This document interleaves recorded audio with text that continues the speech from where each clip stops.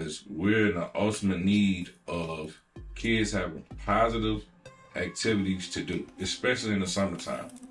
These gangs have become the activity, and other communities have decided not to be a part of DeKalb County, starting with Dunwoody. You talk about the lack of investment in South DeKalb, but I don't see that when I go to the northern portion of the county. Why? They're proposing a new convention center. I mentioned this in my campaign. The only problem I have, they want to do it in Chamblee. And I'm like, Chamblee?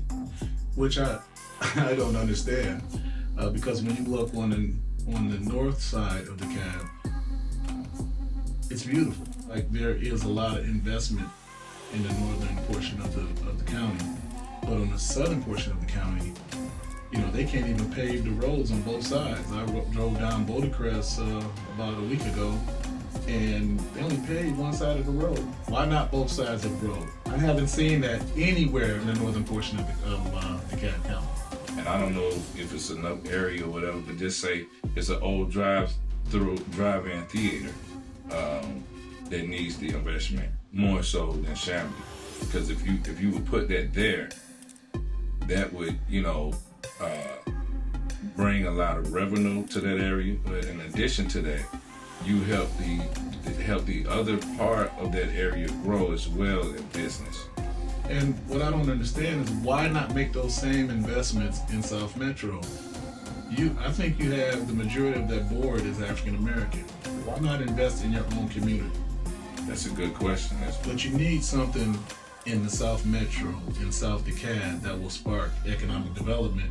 And building that convention center in South DeKalb will help spark new development and new growth in South DeKalb County and bring more revenue to our communities.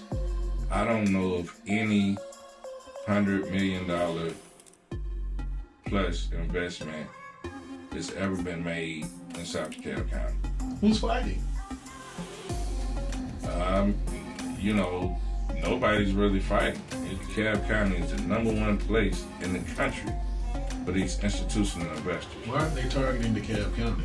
From the articles I read, that the institutional investors target minority communities, especially black.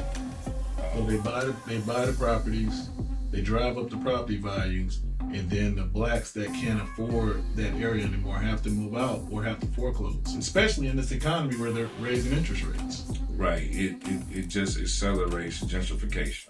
I think that we should definitely look out for the tradition of the community, the culture of the community. I ran for office 12 years ago. Well, I was elected to office 12 years ago in Henry County. And as you know, I live on the actual line of DeKalb County. And back when I ran, there was a lot of talk about making the Fairview area a city. And I was totally against it. And the reason why I was against it is because I was the commissioner over unincorporated Henry County, which is the northern portion of the county. And I knew I was going to fight to split those resources between districts evenly. And that's what we were able to do. So I was able to bring millions of dollars to the northern portion of Henry County just by fighting for those dollars. So every citizen pays in equally to SPLOST, so every citizen needs to benefit equally. And that was my approach. Now, we elected a whole new government about 2 years ago, and that old approach is gone. They pretty much took 90% of the money back to the south side.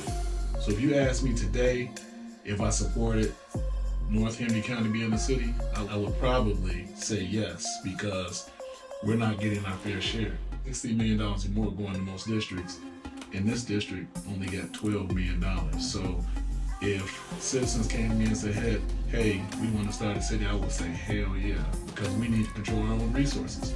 And that's the same thing that's going on in DeKalb right now. You got all these places that have incorporated that are doing better than they were when they were part of the DeKalb County government. And they scare people like, oh, your taxes are gonna go up and this and that, and it's really not true. when they did the proposal for South DeKalb, I think they were going to have a surplus of $27 million.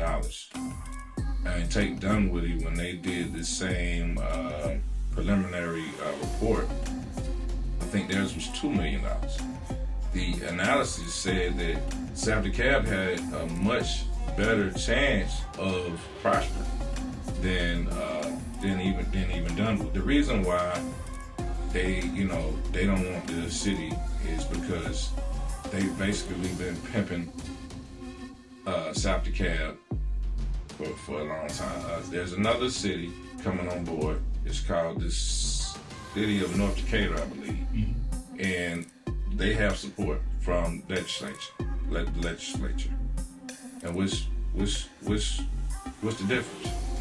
I believe in the food giveaways and all of that kind of stuff, but I think, we have organizations that do those types of things and we should support it.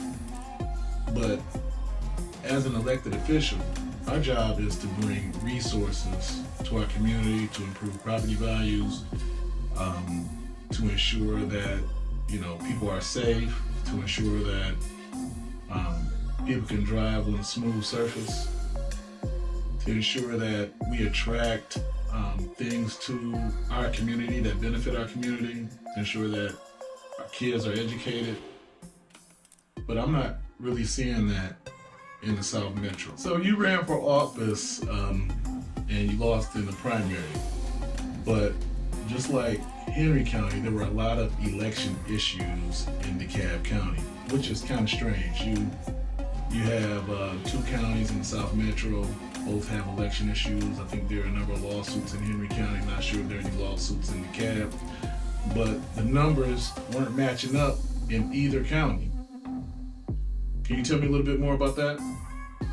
Well, I actually filed a lawsuit myself after the election, after the polling. The results are placed for each precinct. Now, unfortunately for me, I was low on manpower. I don't even know what those were for myself. I just trusted into the system. But this particular candidate, she ended up winning. But on election night, she was last place. She and her husband went to the precinct where they voted. They had them for 0 votes. And there were other precincts that her supporters said she also had 0 votes. How do you go from zero votes to winning an election? Well, this is what happened. She went what was her right. She had evidence, which I didn't. And I asked for open records. I still have to this day haven't received the documentation that I requested. I heard DeKalb wasn't giving out any documentations upon any request. It doesn't surprise me. The whole system is in need of repair. Well, it was real weird for me as well. Election night at midnight, I was up 70% in my particular election, or nearly 70%. And when I woke up in the morning, I lost by about 2 or 3%. But that continued to expand 3-4 days out. The numbers kept changing. And I was told that there were a number of absentee ballots that were dropped late, like thousands that were dropped late. So I'm wondering if that was the issue in DeKalb, because I can't understand why the machines would be off. And the only election that took place in both counties was my election. So I'm wondering if, the dropping of the thousands of absentee ballots threw both elections off, because Henry County didn't want to certify the election either. Now, they said it was glitches in the machine.